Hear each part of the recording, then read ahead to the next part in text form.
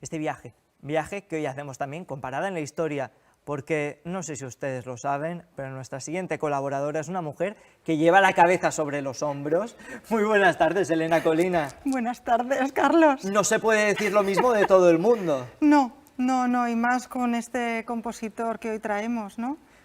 Lo hemos anunciado al principio, a bombo y platillo, y aún no hemos desvelado de quién se trata, pero no sé si ustedes lo saben, a lo largo de la historia hay muchos famosos que han perdido la cabeza, y no lo han hecho de manera figurada, también de manera literal. Descartes, sin ir más lejos, por ejemplo, ¿y quién más, Elena? ¿Quién perdió la cabeza tras morir?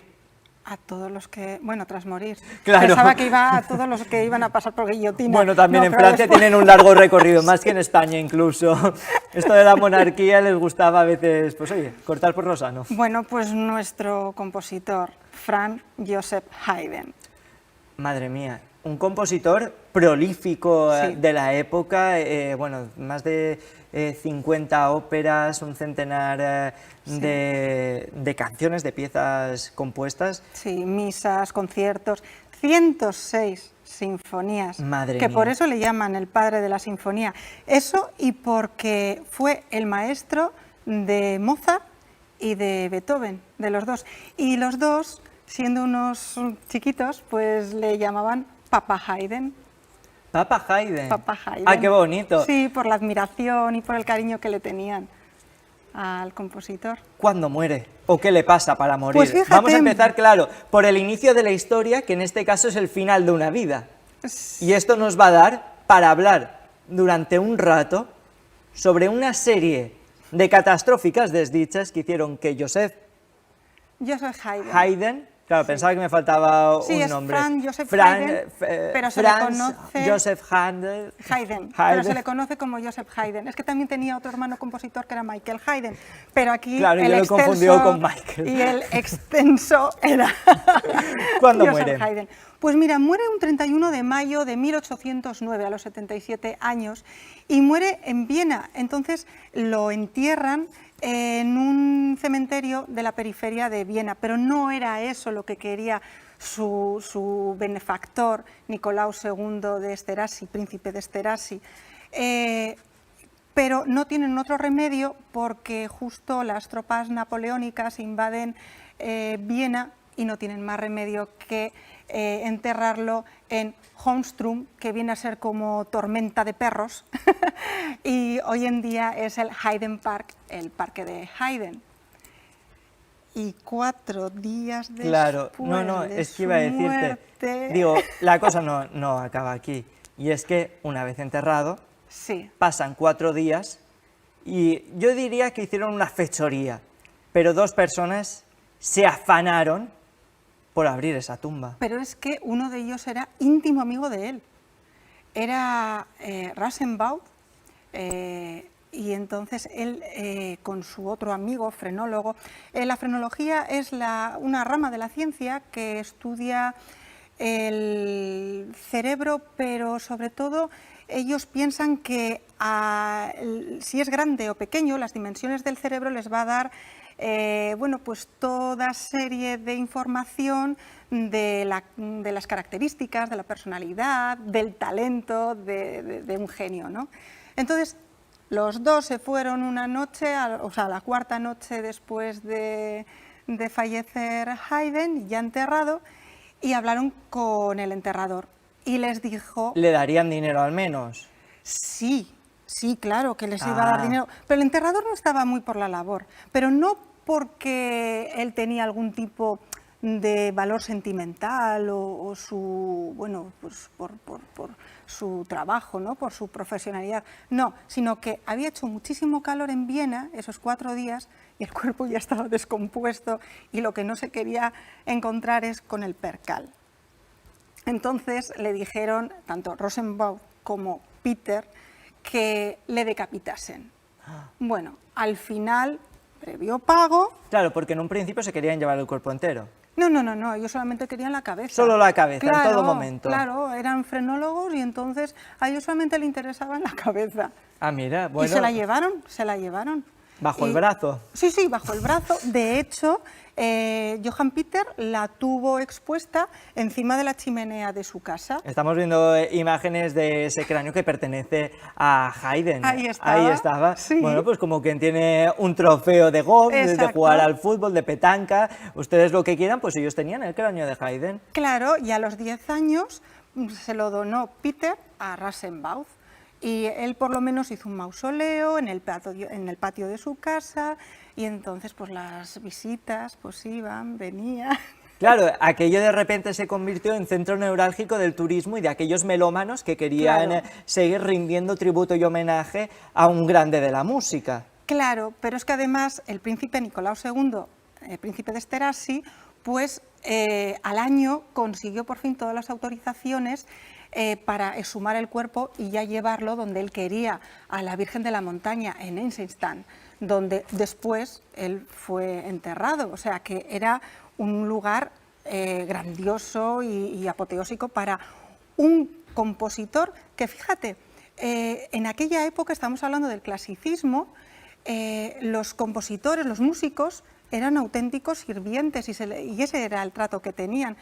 Pero eran tan amigos Haydn y Esterházy, el príncipe Esterházy, que quiso algo grandioso para él. Bueno, la cosa es que no consiguió Esterházy en ese momento exhumar, y lo pudo exhumar 10 años después.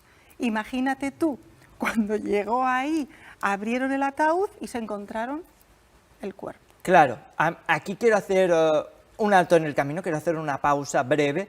Nadie sabía que la cabeza había sido despegada. Nadie. Solo aquellas personas que habían tenido la gran fortuna de pasar por el mausoleo. Efectivamente. El mausoleo que Sí, habían sí. hecho de manera ilegal, entiéndannos, en el patio de Claro. su casa, y por donde pasaba la gente anónimamente para ver una cabeza. Claro, lo habían robado.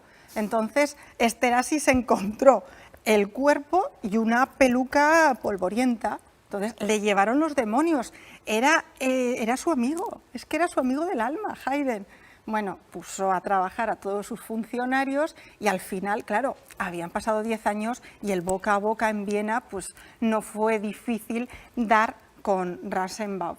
Y con Peter, también con los dos. De hecho, llamó a Peter y le dijo que le devolviese el cráneo. Y este se lo había dado a Rasenbauth. Pero es que Rasenbauth, cuando fueron todos los funcionarios a su casa, le dijo a su mujer que se metiese en la cama y que dijese que tenía dolores menstruales para que nadie entrase en la habitación. Claro, buscaron los funcionarios la cabeza por todos los sitios, pero estaba debajo del colchón. Ah, amigo, entonces No. no lo consiguieron tampoco. No, Es tampoco. una cabeza bastante viajera, porque ahí no fue su última parada, ¿o sí? No, no, que va. Bueno, de hecho, Esterházy, el pobre, pues ya desesperado, le dijo a Rasenbauth que se la vendiese. Y Rasenbauth le vendió un cráneo. Entonces, pudo ya Esterházy meter el cráneo en el ataúd y lo enterró por fin en la Virgen de la Montaña en Eisenstein. Vamos, que por lo menos Esterházy se murió pensando Pensando, sí. que habían enterrado a Haydn, pero nada que ver con la Pero realidad. es que lo volvió a engañar. O sea, además de ladrón, era mentiroso. Bueno, ¿Sabes? suele Que venir lo tenía aparejado, todo. claro. Lo tenía todo. La cosa es que cuando murió Rasenbauth, se lo dio a Peter, y Peter, cuando murió, le dijo a su viuda, que, bueno, a su mujer, ya la viuda ya entregó, el cráneo lo entregó a Karl Hall, que era un doctor, y luego a un patólogo muy famoso, a Rotansky, y ya los hijos de Rotansky, porque había estado en el Instituto de Patología de Viena, pues ya se lo dieron a la Asociación de Amigos Músicos de Viena. Y bueno, al final, Paul Esterházy, en 1954, ¿no? creo que fue, exacto, ya pudo conseguir la cabeza. ¿Esta ya era la de verdad o no? Esta era la de verdad. Menos mal. Sí, pero claro, no pudo verlo, porque, bueno, Paul Esterhazy era el tataranieto de Nicolau II Esterhazy, y no pudo verlo porque por unos problemas políticos con el bloque comunista lo aprisionaron durante 15 años, estuvo en prisión, y al final, hoy en día, está Esterhazy y Haydn en la Virgen de la Montaña, en Eisenstein. Lo que ocurre que, claro, cuando metieron la cabeza de Haydn estaba la otra, que no sabían qué hacer con ella, y hoy en día está el cuerpo, la cabeza de Haydn y otra cabeza que no se sabe de quién es. Vamos, que de repente se ha convertido bicéfalo. Sí. Esto más de perder la cabeza es ganar una cabeza. Ha ganado una cabeza. Y eso que él tenía ya muchas. Sí. Elena, muchísimas gracias, hombre, por estar esta tarde con nosotros y esperemos que no perdamos nadie la cabeza. No, por Dios. Oye, lo que descubrimos es que a lo largo de la historia hay muchas historias como esta. Sí. Estaba yo escuchándote y he recordado que, sin ir más lejos, un famosísimo Charles Chaplin también fue usurpado. De hecho, le pedían un dinero a la familia y la familia dijo: mira, quédense con el cuerpo que nosotros ya hemos llorado. Así que, oye, muchísimas gracias, de verdad. Gracias a Nos ti, vemos dentro de 2 lunes. Vale. Y si no, pues dentro de 3, Exacto. o 4, o 5, o los que hagan falta, que es festivo. Sí. Gracias, Elena. A ti.